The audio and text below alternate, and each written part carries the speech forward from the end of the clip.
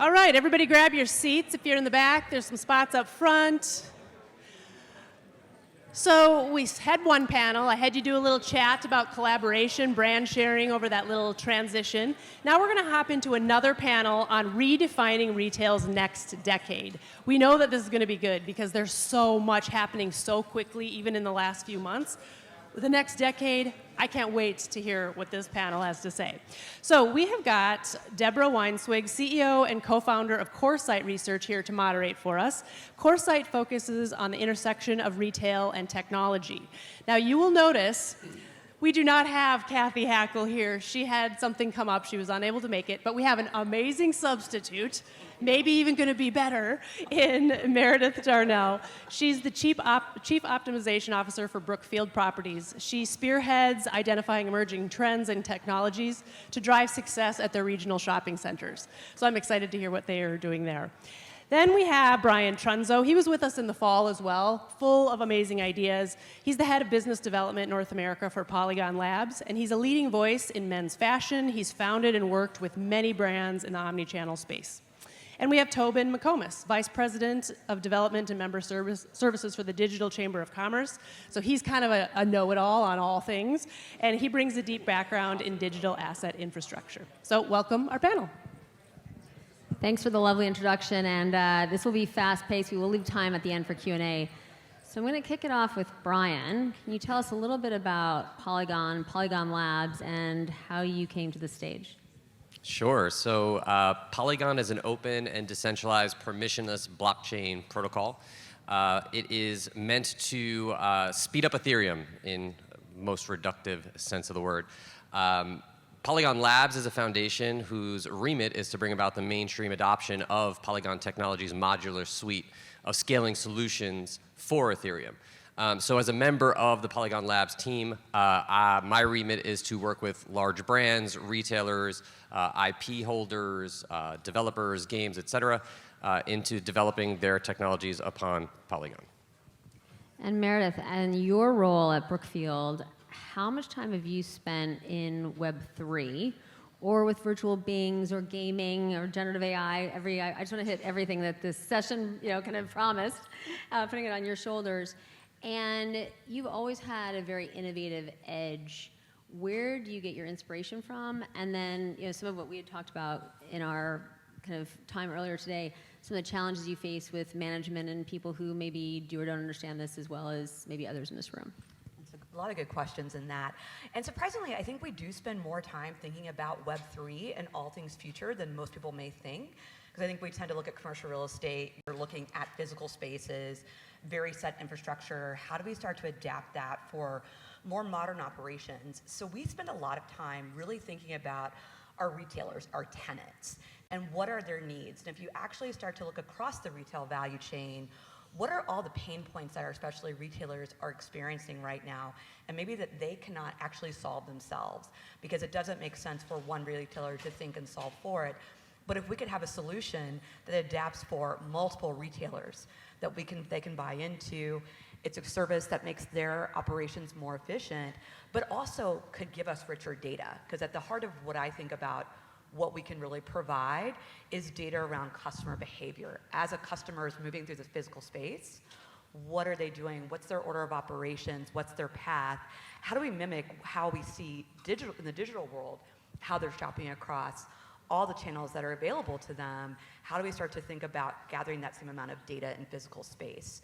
So that idea of putting together data to derive insights that we can give back to our retailers, that gives them greater insight to what is your consumer doing once they leave your four walls, is really where we spend a lot of our time thinking about the use cases and how we start to evaluate technology. And so to that end, it has become interesting because, as you said, technology changes very rapidly. We're in a very mature space. And so I think trying to educate leaders in how are they thinking about the use of technology, that technology is not to be invested in for the sake of it. What are the actual applications of the use? How does that give us greater efficiency or productivity? And really building solid business cases around it that have real application to our commerce is super important to getting that buy-in. It's slow, but it's, we keep making consistent progress in that. I mean, Tobin, that leads right into kind of what you do in terms of the Chamber of Digital Commerce. You know, we've had obviously a lot of news and I'd say a lot of confusion. How do you help slice through that and be a voice for this industry? Yeah, hi everyone, my name is Tobin McComas. I lead the development and member services team at the Chamber of Digital Commerce. The Chamber is a not-for-profit DC-based trade association representing companies in the blockchain, crypto, digital asset, Web3 space. So we kind of serve as a conduit between policymakers and regulators and industry. As we've seen the emergence of NFTs over the past 12 to 18 months and Web3, a massive opportunity for retailers and brands to participate in this space. And so we look to be an advocate for that vertical and segment in DC. Again, our role is to, you know, from a mission standpoint, is all around the adoption of blockchain technology and digital assets, period. So we're very agnostic from a segment or industry standpoint. A lot of the work that we've done historically has been in the financial services space, obviously because of the regulatory frictions that exist there. But we're starting to see that now creep as this technology is being deployed in other industries, obviously with the retail and consumer segment. So our role, again, is really to kind of sit in between industry and DC and serve as an educational resource and really an advocate. Yeah, it's interesting. We've done a lot of work in the NFT space for CPGs. And with so much happening in retail media, right, as Meredith's talking about this idea that you can kind of understand more about traffic and, let's just say, how to really think differently about kind of spreading those dollars in terms of who's actually driving traffic. How do you think about this from an NFT perspective, retail media, and how are, let's just say, consumer shoppers kind of opting in to be a part of that? I think that's a very exciting, it's an interesting question. I think this is what's a really exciting time because we don't have a direct relationship with shoppers. Our retailers do, those that, have their stores within our property, but they also lose sight when that shopper leaves their store. And so I think what NFTs have really opened up this possibility as we think about it is we haven't had any sort of platform that hasn't been cumbersome to the consumer. So in the past, we would have required consumers, like you would have to scan and upload receipts or email us information. And it was very manual, and who wants to do that? That's just too much of a burden. What the idea we can think about with NFTs is now imagine you could have your favorite shopping center, let's say Oak Brook Center here outside of Chicago, that now you have this NFT token tied to Oak Brook. And it's now able to see what is it that your behavior, what is your favorite stores, what are where are your transactions and what have you been buying? And now with that in your digital wallet, as you come on premise, now we can finally see a customer as that customer arrives. And you think about in the past, we would only know the customer is there if there's a transaction in a store. Then that retailer may know it. And I think where I get excited about this is we have this way to now have a personal interaction with shoppers once they're on the property, really use all of our digital assets that are at our centers to start to really communicate and personalize messages. We can push notifications to the phone and now have a dialogue and start to share that with our brands so that they can now connect with the consumers before a transaction happens and really greet them in a way that's going to really engage and make them feel like this is a really special experience. So that possibility is something that we're starting to think about testing and piloting, and that's really exciting for us to have that touch point. It's really interesting. I mean, Brian, it was fascinating. Gosh, I want to say it was probably 2016. We had done a big project with Alibaba where during Double 11, right, the big Chinese shopping festival, for those of you who aren't aware, like we actually put into malls, into physical space, that people could go and catch red packets right through AR. I mean, hey, we could also blink and pay. So, I mean, but it was, if you start to think about where some of this could be going and how the physical space, right, how our digital and physical worlds are merging, how do you think about virtual beings in all of this? What does that mean in terms of, from a gaming perspective? We've used kind of basically virtual AI kind of live streamers, which has been unbelievable. And, they don't need to eat, they don't need to go to the bathroom. I mean, it's like, it's unbelievable. I mean, it's really kind of changed, right? Like how quickly you can go to market and just, I mean, there's a speed aspect here. And I think you talked about some really interesting things from a gaming perspective. Can you kind of elaborate I think I just thought of a headline. There are no cigarette breaks in the metaverse. That might be something we sell to retailers. But you nailed it, right? This idea of a more immersive, gamified experience in virtual worlds, right? Younger people wanting to spend time in these virtual worlds, and as a result, wanting to spend dollars in these virtual worlds. If anyone has any young children, nieces or nephews, or are forever a teenager, you are living in these virtual worlds. You are watching your kin behave in these virtual worlds, and you know that it's happening in real time. When it comes to virtual agents, one thing that they solve for is the sort of barren metaverse problem, this idea that NPCs, non-playable characters, entities that you interact with in the metaverse inside these virtual worlds are pretty vapid and sort of like unscripted and, scripted and just not pleasant to work with. So you inject AI into these NPCs and you can have an actual customized relationship with them where they become a chatbot on steroids in many ways. And it's akin to interacting with a real life being in a real live setting, right? And then, you started that question speaking about the 1111 activations with red packets. You start to think about how you can drive people to physical locations with digital gamified experiences where you collect NFTs at physical locations through AR, and you really develop these interesting programs that drive traffic to the physical store and solving for some problems that operators have had for years now of getting traffic back into these stores, right, with the proliferation of Web2 tools, with e-commerce, of course. So I think this all works hand in hand, and I think we're embarking on a very interesting path. Yeah, I mean, I think that it's interesting. We've done a lot of work in like Web3 supply chain, and so what's incredibly expensive for retailers and brands is that last mile. And if you can start to think about, right, literally kind of farm to fork, but that idea from like inception, raw materials, all the way to the consumer, being able to kind of track and trace and deliver that back to the consumer, the brand, et cetera.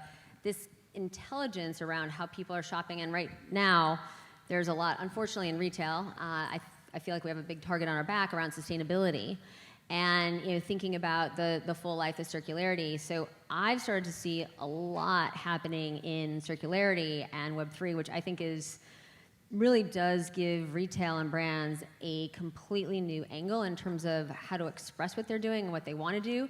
And going back to NFTs, how to ask for more help. I mean, Tobin, as we think about the Digital Chamber of Commerce, I mean, how do you kind of inspire? And if you've got folks in this room coming to you, how can you help them activate and understand kind of protocols, et cetera, that will not only best work for them, but also with the, let's say, the environment, they'll have the best kind of possible, let's just say ROI.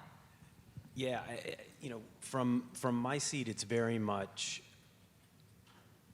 what do the regulators think of this technology, and what risk does a retailer or a brand have by deploying this technology? And the obvious one, kind of the gorilla in the room, is are NFTs securities?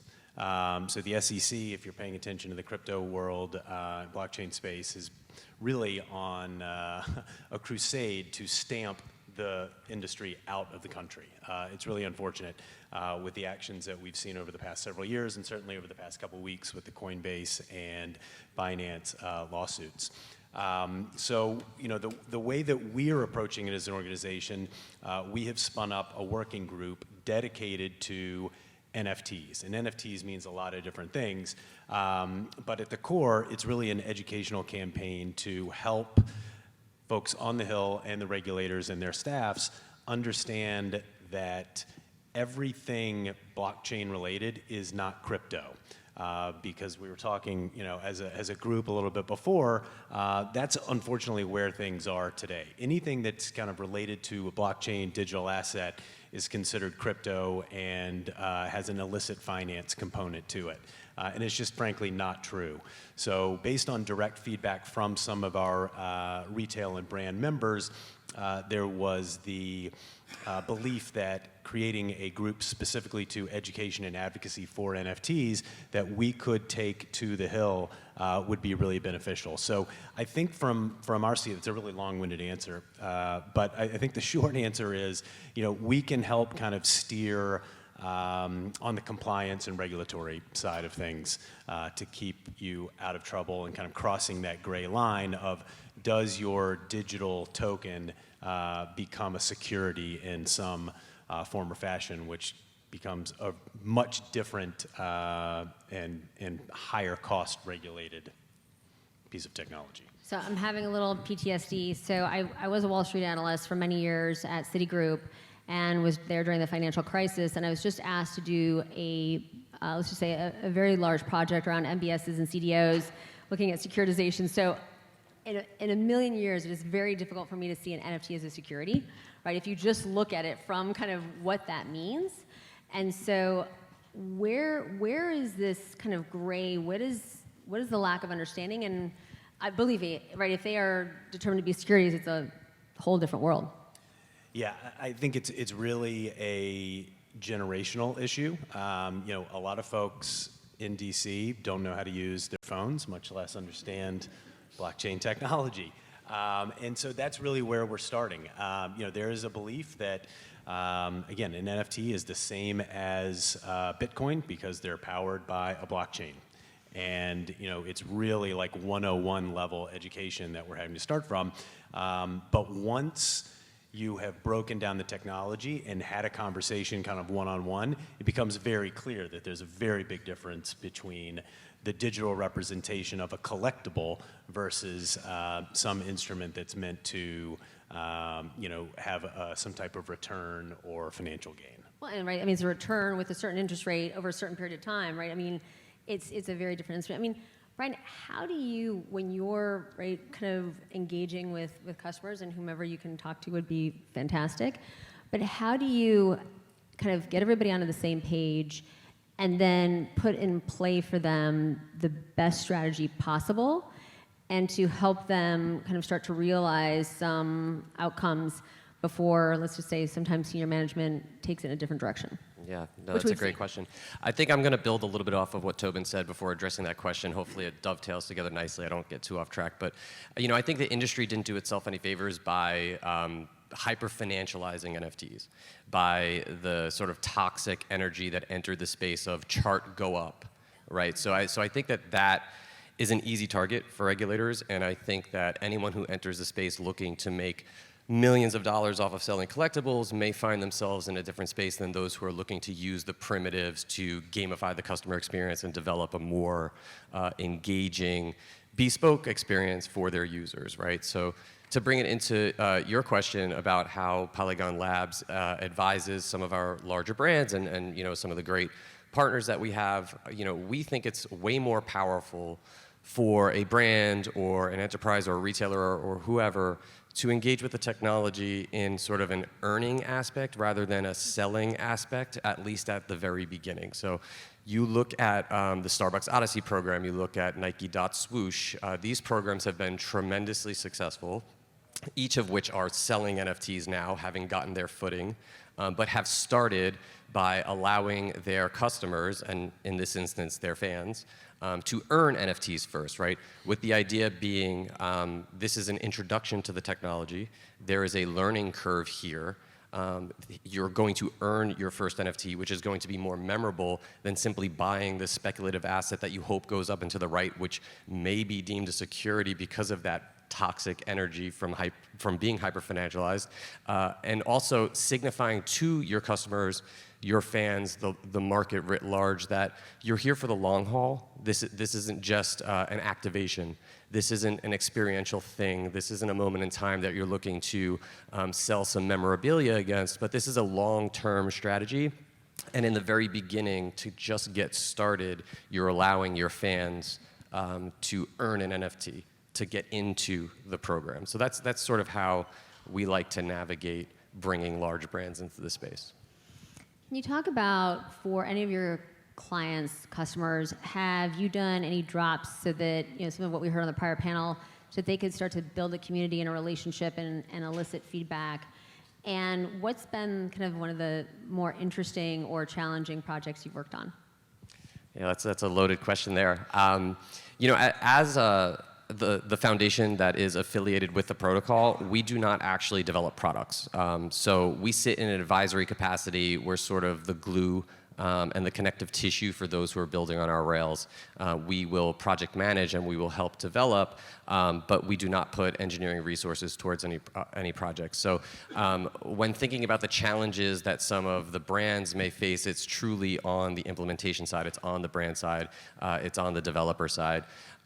So in thinking about issues that some of our partners may have had, they are unique to each of those partners, not necessarily us. But that being said, when you have a robust ecosystem of developers, in the instance of Polygon, we have over 50,000 decentralized applications built on chain, and we have the largest number of large corporates and enterprises building on chain, all building in the same language within the Ethereum virtual machine, all learning from each other, accreting value back to each other in a composable ecosystem. Any challenge anyone is facing hopefully is solved by someone else, and everyone is building upon each other's mistakes and building this plane as we fly it. So if that was a bit of a cop-out answer, my apologies. I think it's great. So it was amazing. I spoke at French Founders in New York, and we had the heads for North America of all of the large luxury houses. And it was unbelievable, like and these were going back to, right, Tobin, this might have been some of the folks who were like, there's no way, I mean, their level of understanding and what they could do was just, I mean, game on, which is why I think we've seen so much done in luxury, which is not, I think, where most of us would have thought. I mean, Meredith, not only are you an advocate of the luxury industry, but you really understand kind of some of the challenges that happen there. Why do you think luxury has been so forward-thinking? Where are you seeing that both physically and digitally?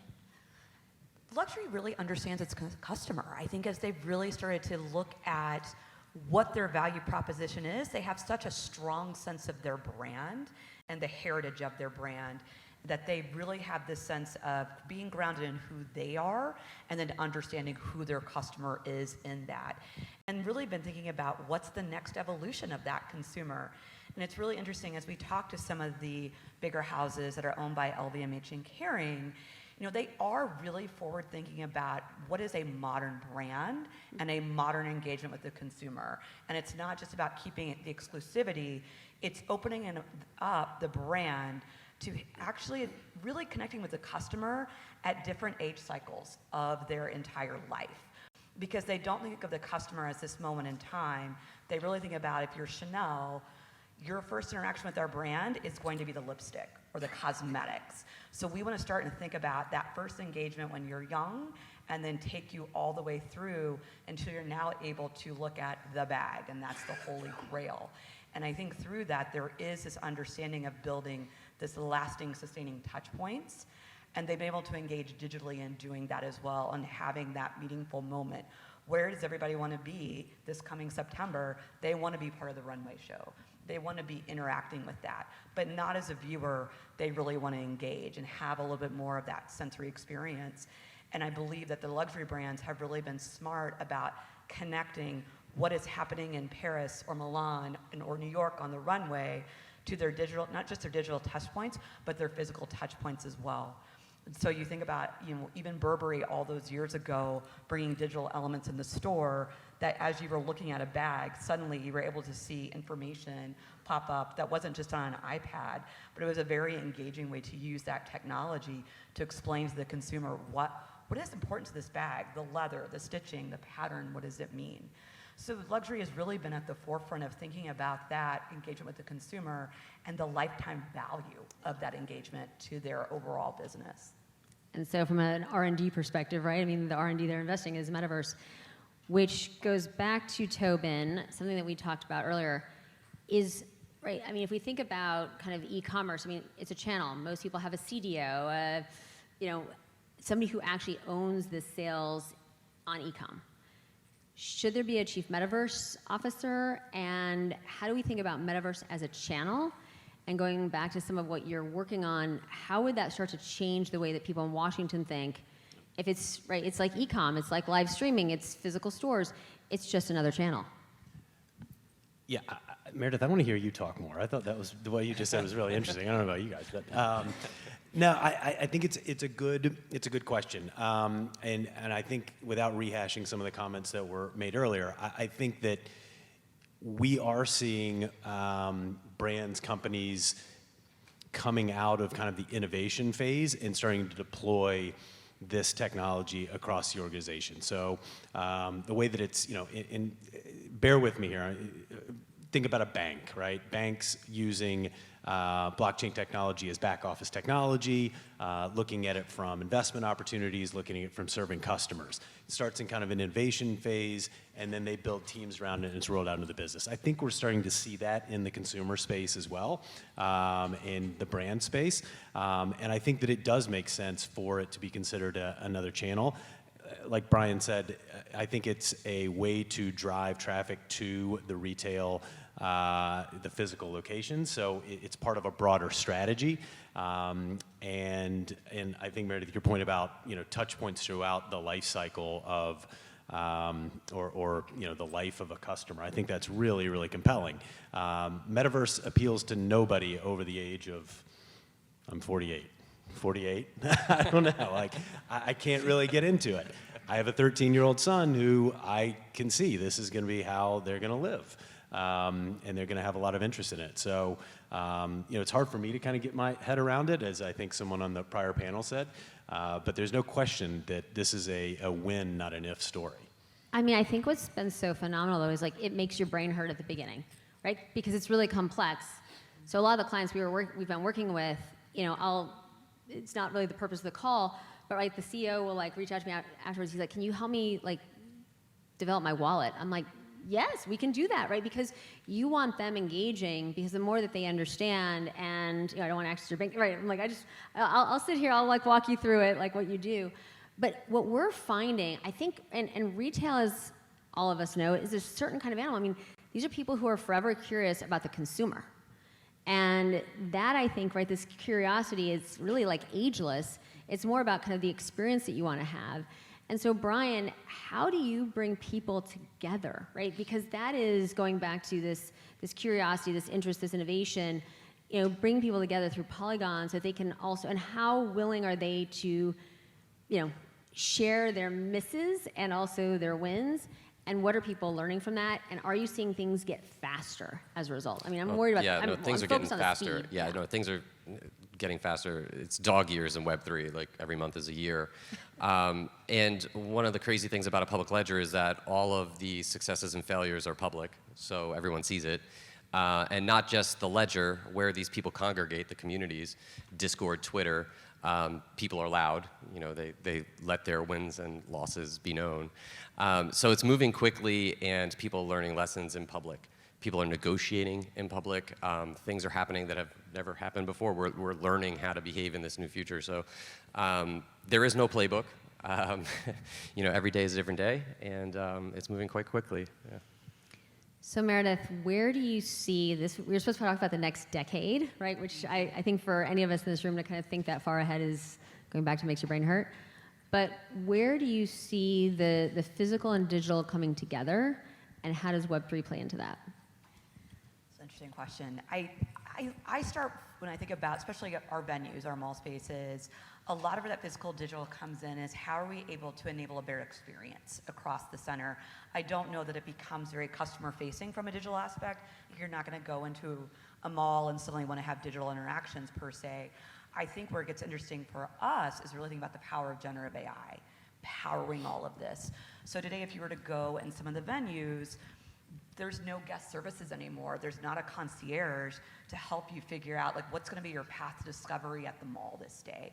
What are the new stores that you're curious about? Like it's very a manual exercise for the shopper to go look at the directory and figure it out themselves. Where I think it could be inciting is really having this generative AI that creates this sort of concierge experience and start to learn from consumers and from the questions and help guide that discovery where we're not relying on someone who needs to take cigarette breaks later, but we're actually like really curating, and that story grows over time and starts to recognize what the consumer is really looking for and create this that's customized and special.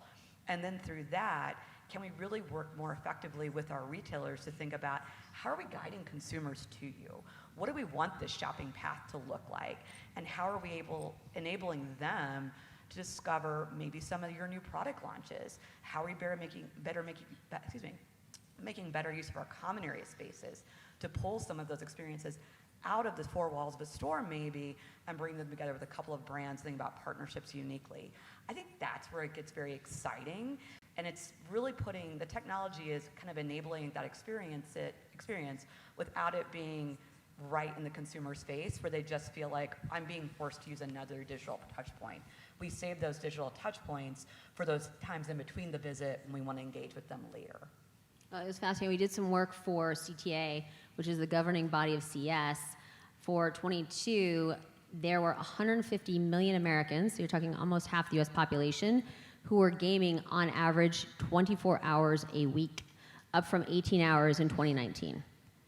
And so that, to me, right, the minute that we really understood where people were spending their time, that changed everything I think that we're talking about on this stage.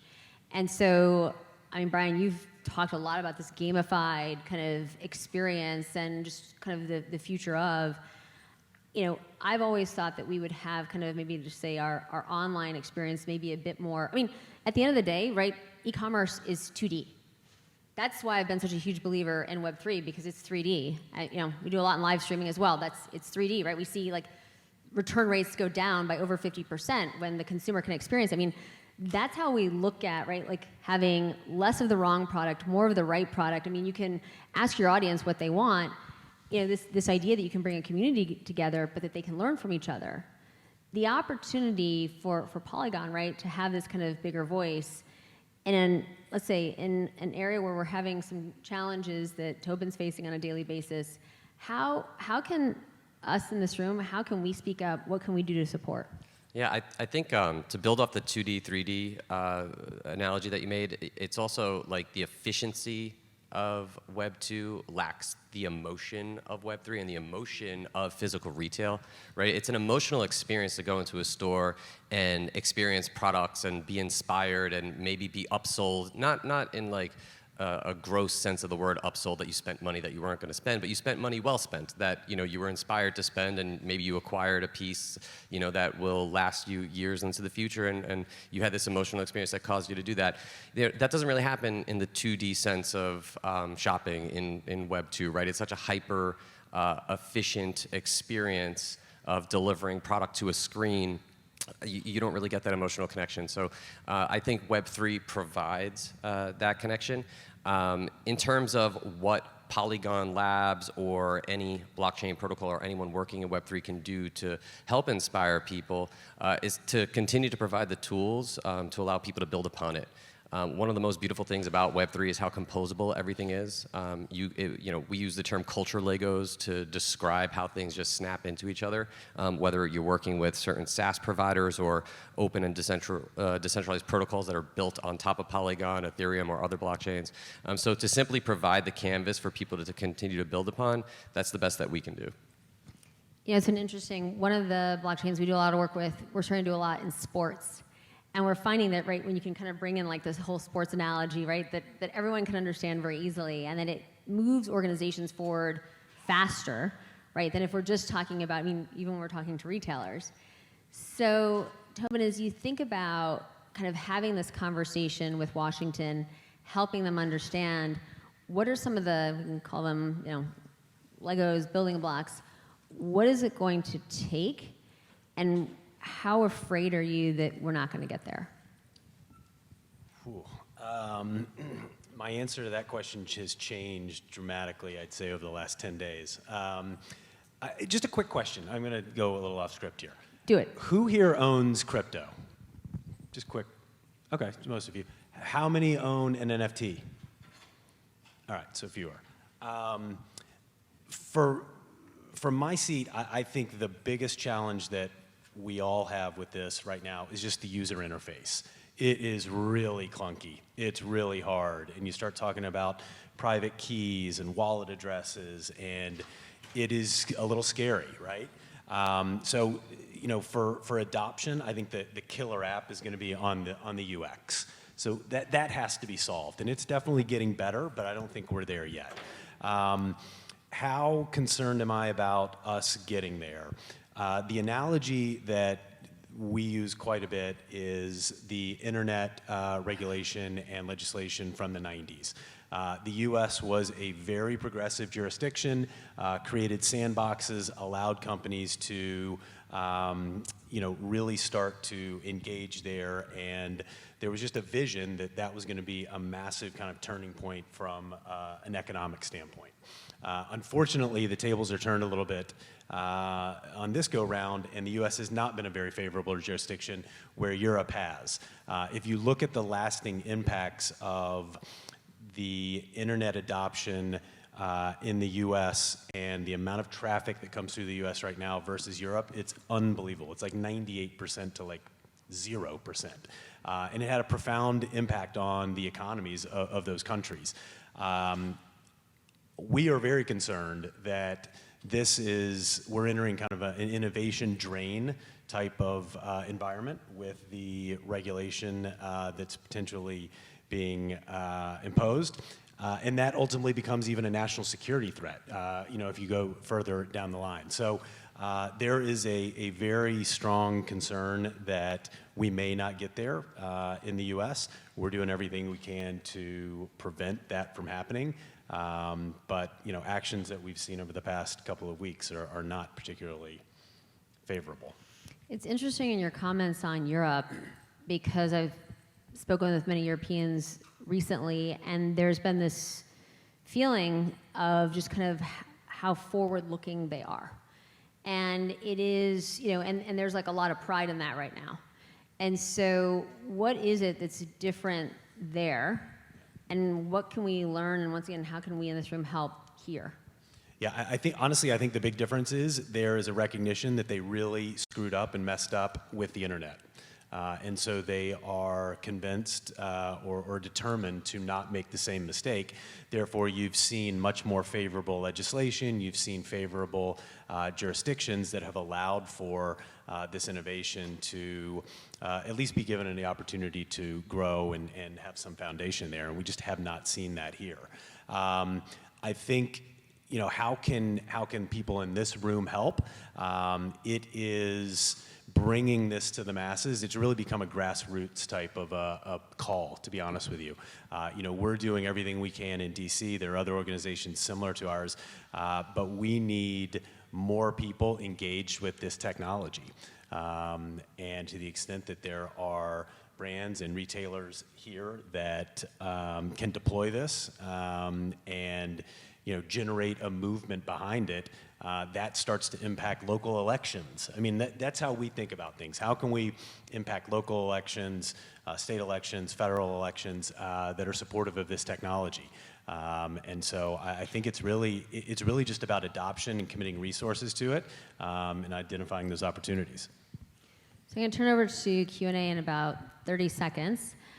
So get ready. But we at Coresight, I want to give a call out or shout out to our head of Greater China Research, Terrence Ng. We published a piece today on the Metaverse is not dead. And I thought it was very well done and honestly very timely. It was really kind of intentional, which I'm sharing with you now. But we very much want to be a voice in this industry. We think that there is, not only from a sustainability perspective, which the numbers are there and support it, but also this democratization. So this is something that's very personally and professionally we care a lot about. So with that, I think I could probably keep these guys on the stage for 2 more hours, and we've got about 7 minutes for questions. And this is the time to ask. This panel is so knowledgeable about anything you might need. Good afternoon, and thank you. I have a question regarding augmented reality and where it kind of fits in your vision as we're talking about this subject. I've seen where augmented reality is virtually on everybody's phone today. It works, it's easy. Google and Apple declared they're all in with AR, and they provided the capabilities on their mobile devices. So it seems to be a simple solution to kind of move people forward.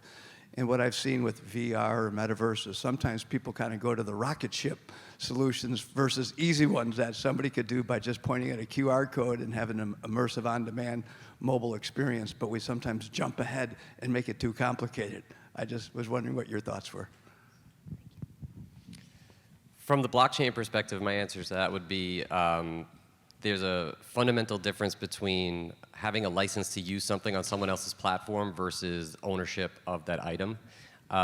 So in the instance of already existing AR tools within a large platform like Snapchat or Instagram, you're literally being given a license to use the things on those platforms. You can't export them from those platforms. They're not truly yours. You do not own them. You can be banned from the platform and thereby lose your access to those AR tools. They can stop supporting those tools and just remove them from the platform. Whereas in Web3, through blockchain, you can actually own those items, export those items, do with those items what you will. So I think it's a fundamental difference between having a license to use something in a digital sense versus actually owning those items. Any other questions?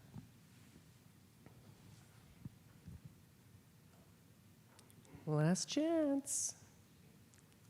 All right, well, how about we get, Deborah, do you have any final questions for the panel? Well, I think since we've got a few minutes, I usually like to give each panelist 1 minute to just kind of talk about how they see the future and if there's anything that we can do in this audience to help. So, Brian, let's start with you. All right. So, some of the things that Tobin had said earlier really resonated with me in terms of like the sleepy incumbent as an American, where there's an underdog mentality throughout the world to really win the space. And I think it behooves everyone in this room to be a good evangelist for and sort of user of blockchain technology, because a word that we use to describe the technology is unstoppable. This is happening. There's no way to regulate this out of existence. You can't shut off every validator that validates blocks on every blockchain. The blockchains will continue to hum along. Validators will continue to validate these blocks. Users will continue to use these blockchains, whether it's to send payments to one another or mint NFTs. So that being said, taking the long-term view that this is all very unstoppable, I think it behooves anyone in this room who is a champion of blockchain to be a good evangelist for it among your social circles, your families, your friends, et cetera. So that would be my parting words. Tobin?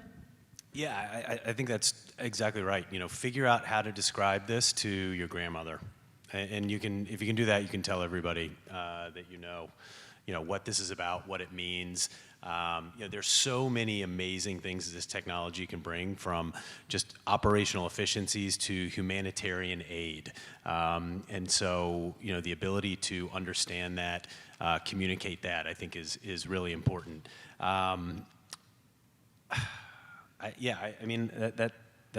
That's it. Meredith, take us home. All right, so I love this idea too that we are evangelizing for the technology, because also what that brings is collaboration. And I think where I see really where we're going within retail, and if I think about the real estate space, even the technology space, companies that are not necessarily standalone and driving their commerce anymore, there's a great benefit to being collaborative. How do we share data? How do we share insights? How are we integrating and really putting that consumer and that consumer experience first? What is the power that we can harness with collaborative data that we can share in that's going to drive value for all of us? And we're getting insights as close to real time as we ever have through that level of collaboration. I think that's growing into such an importance as we think about working with our clients, our brands, and our partners in that. I think that's where the future really is. It's a very collaborative commerce that we're heading into. Yeah, I mean, I will say it's been an honor. We actually, my gosh, it was almost 3 years ago, we brought on a 25-person team in Lagos who's helped us do a lot of our work in blockchain, crypto, NFTs. And we'll go into a meeting, still virtual, and it's been unbelievable, right, to talk to CEOs about, like, if we could do anything, what would you want us to be able to do? And so we've tried to take some of that and run. I mean, we've developed like really fun auctions, where there's 4 different kind of NFTs that you have to buy to then be able to buy something that's very rare. And this idea that you can make it fun and engaging, and I mean, I really feel like in the metaverse, right, from a retail perspective, everything you've ever wanted to achieve, you can at a price you can afford with your friends. But we've got to be able to be safe in Washington. That's absolutely critical. We have to have chains that we can build on, and we've got to have people like Meredith who are advocates. And so all of us in this room, I think together, right, we can march forward. I don't think it's going to be as easy of a path as maybe we all did about 12 months ago, but it will probably be much more interesting, and I think we can do it together. So I want to thank my amazing panelists. I want to thank all of you for being in this room with us today, and it's really been an honor, and enjoy the rest of the conference. Thank you. Awesome. Thank you, thank you.